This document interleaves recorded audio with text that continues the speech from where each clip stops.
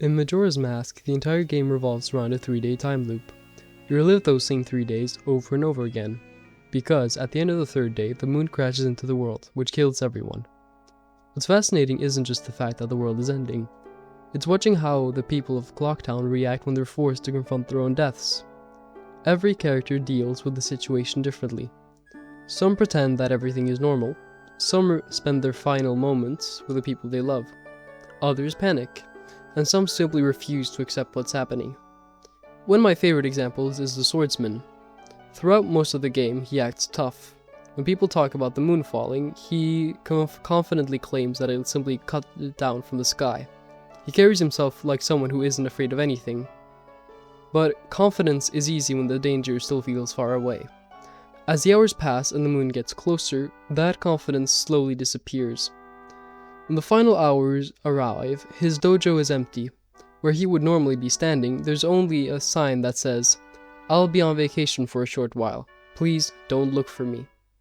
Except he didn't leave. If you walk into the back room of his dojo, you find him curled up in the corner, shaking with fear.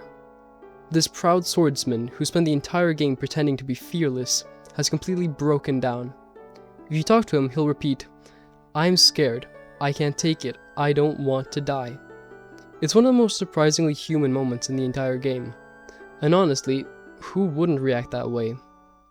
If you knew with absolute certainty that the world was ending in a matter of hours and there was absolutely nothing you could do about it, would you really be calm?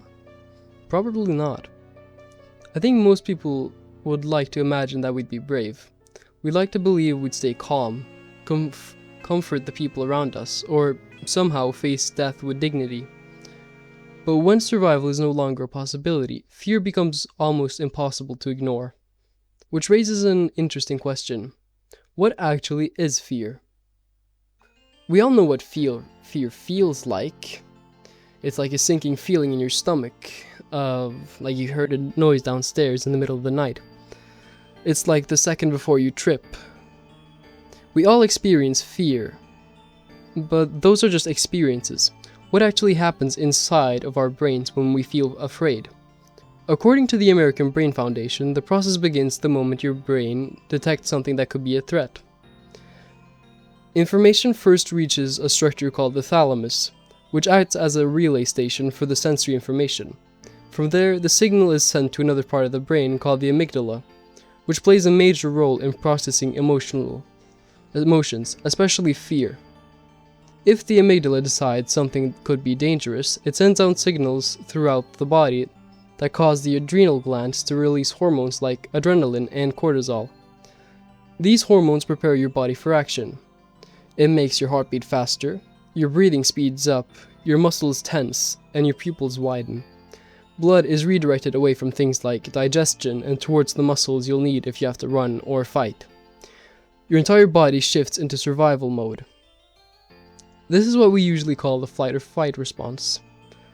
Although psychologists today often include another common reaction: freeze. Sometimes your brain decides the safest option isn't fighting or running at all. It's doing absolutely nothing.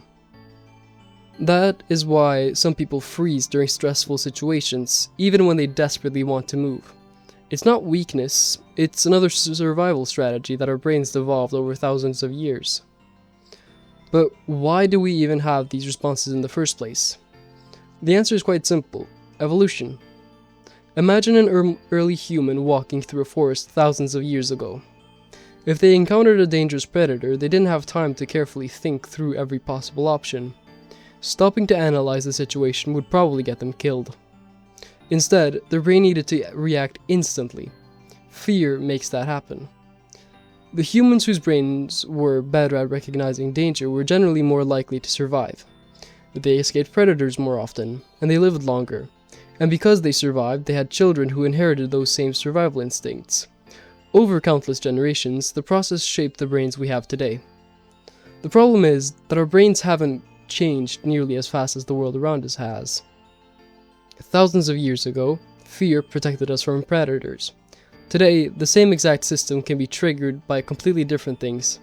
Things like public speaking, exams, job interviews, maybe even a pile of clothes in the corner of your room.